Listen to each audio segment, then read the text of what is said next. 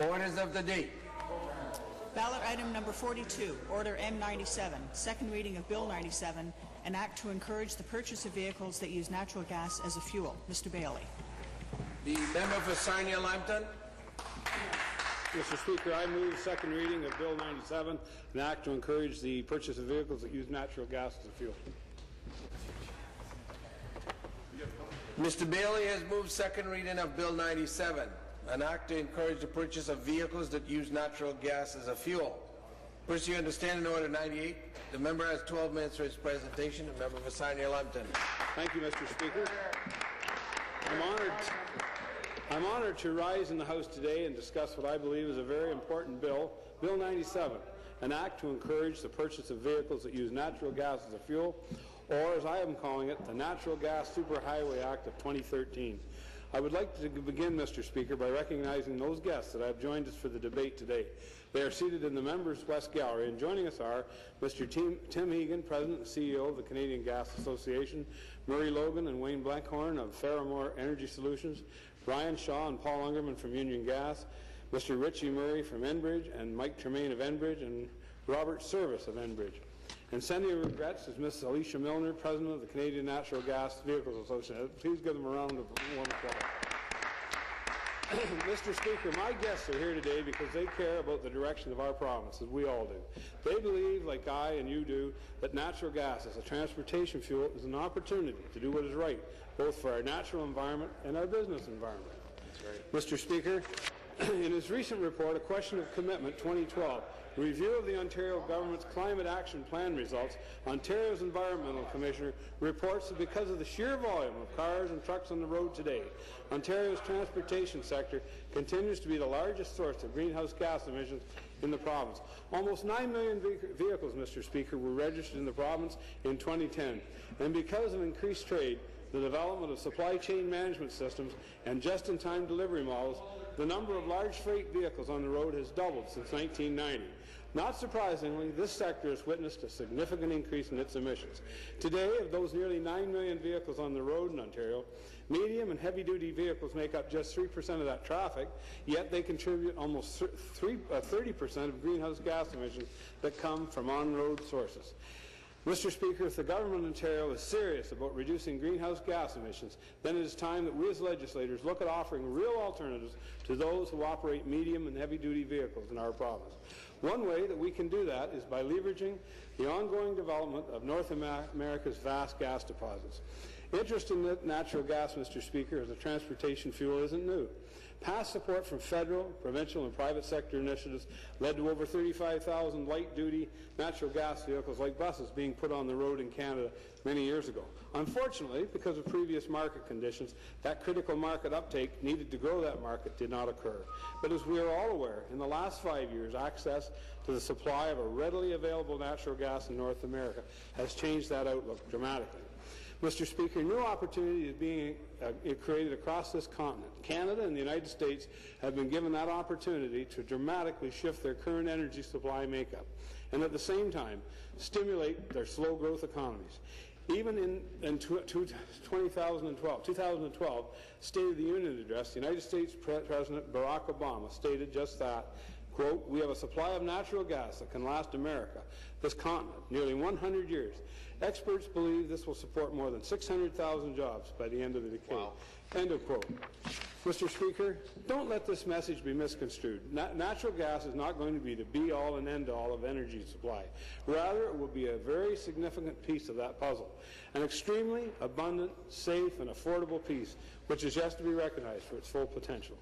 Research and product development in the area of natural gas procurement and use is leading to innovative new technologies and product design that have the potential to reshape conventional thinking in many areas, including as reliable, heavy-duty transportation fuels. In fact, in its assessment of the resource, Natural Resources Canada identified medium and heavy-duty on-road transportation as the greatest value proposition for natural gas transportation fuels moving forward. New, reliable truck engine technology that utilizes natural gas is giving North America's hard-hit cargo transportation sector a shot in the arm, reducing emissions, lowering transportation costs, and delivering those critical cost savings to industry's bottom line. Heavy-duty manufacturers of trucks like Freightliner, Kenworth, Peterbilt, and Volvo have all recently developed product lines to utilize liquefied natural gas, otherwise known as LNG. The Natural Gas Superhighway Act of 2013 aims to promote the use of liquefied natural gas as a freight transportation fuel in Ontario by accommodating its advanced engine technology and providing that incentive, Mr. Speaker, designed to stimulate private investment in proven lower emission and medium heavy-duty vehicles.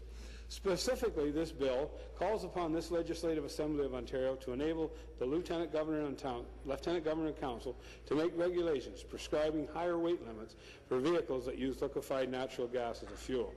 Current road limits, Mr. Speaker, restrict vehicles to a gross weight of 63,500 kilograms. The equipment required to run this cleaner, cheaper fuel can add as much as 1,500 kilograms to the weight of a truck, using that fuel versus trucks using the more traditional fuel. Mr. Speaker, in a day and age when transportation companies must maximize the use of their equipment to stay competitive, this small variance in weight allowance is enough to keep companies from taking advantage of this lower greenhouse gas producing natural gas transportation fuels. Moreover, the Natural Gas Superhighway Act of 2013 would require the Minister of Transportation to table a progress report to this Legislative Assembly of Ontario annually until those regulations are made that to support the use of LNG. Mr. Speaker, we ask for this because we understand that not everything can be done overnight. But what industry is asking for, all that industry is asking for, is that this government recognize the importance of natural gas as a transportation fuel. With that show of support by this government and this legislature, I have heard from many private operators who believe that the heavy-duty LNG gas vehicles are the logical choice for their companies. These same companies tell me that they are eager to make these investments in Ontario by building the infrastructure, such as refineries, refueling stations, and maintenance facilities needed to support this next generation in transportation fuels and vehicles. For an example, one needs look no farther than my own riding of Sarnia-Lambton, where Royal Dutch Shell is building Canada's largest LNG facility support use of liquefied natural gas as a transportation fuel initially for Ontario's hard-working Great Lakes freighters. They've got one company currently, Interlake Shipping, that's going to commit their fleet over time to natural gas. Anyone looking at this should be able to recognize this incredible opportunity that exists in the on-road transportation fuel sector and marine and rail as well. This Natural Gas Superhighway Act also proposes to provide for a non-refundable tax credit of half of the HST, or 4%, for 7 years to those taxpayers and fleet owners who would purchase these vehicles, trucks, ships, and trains that use natural gas or LNG as a fuel. This credit, Mr. Speaker, is intended as a small incentive to help those fleet owners and fleet operators to transition their fleets from traditional fuels to the new, cleaner-burning natural gas, building that critical mass in industry and speeding the reduction of greenhouse gases from traditional fuel sources. Thanks to similar incentives and with an expected fuel cost savings of up to 25 to 30%, major American trucking companies are already making this transition.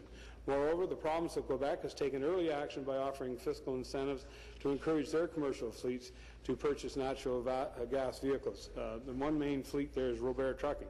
These tax measures include accelerated capital cost allowance on new trucks, programs for improving energy efficiency in road, rail, and marine transportation, which would fund up to $15,000 per truck for alternative fuels, and investing in the infrastructure for what they call in Quebec the Blue Corridor, which is essentially the Quebec portion of the significant Windsor-Quebec City transportation and manufacturing corridor that also runs through Ontario, the McDonald-Cartier Freeway. In addition, Alberta has updated their highway regulations to allow increased weight allowances for LNG trucks on their roads on that heavy haul route from Calgary to Edmonton to keep their oil industry afloat. British Columbia has also made many investments and to reimburse up to the price of 80% of the price differential between a natural gas vehicle and a diesel-powered vehicle. Robert Trucking, as I've talked about, has also invested in over 180 LNG trucks over 3 years. Those trucks run from parts of Quebec into Toronto already. There's a company in Alberta that's made a big investment. Waste Management has invested in trucks in both Coquitlam and BC and 20 in Ottawa. Gas Metro has invested in 5 LNG stations along the Blue Corridor in Quebec. Shell and Canada and Ferris are all making developments, and I just heard this as early as an hour ago. They tell me that there's a big one of the rail operations could run all of their freight operations across all of Canada with, I think it's 5 or 6 refueling stations. So it's not a matter of will this happen, can it happen, it's going to happen, and Ontario needs to be at the table, and we need to be a big part of that. All told, these private companies' efforts represent more than $350 million of investment in this sector of the market. The business community is ready to step up and do their job. We as government and this legislature need to step up and do our part. The main artery of Ontario's manufacturing economy, the Windsor-Quebec City corridor, has virtually no share of that investment, despite having the largest marketplace, the largest number of industry players, and they're ready to take advantage of this. Mr. Speaker, if Ontario doesn't take steps soon to open its borders to this same type of innovation and investment, it risks being left behind, and our businesses will fall further behind as they lose those abilities to get their products to market at competitive prices. I've heard from Loblaws as well. They're willing to get behind this. The time is right for the province of Ontario to seriously look at the promotion of natural gas as a transportation fuel. And I believe that after hearing the response of the Minister of Energy this morning in question period to a question I put to him, that he also believes the same thing.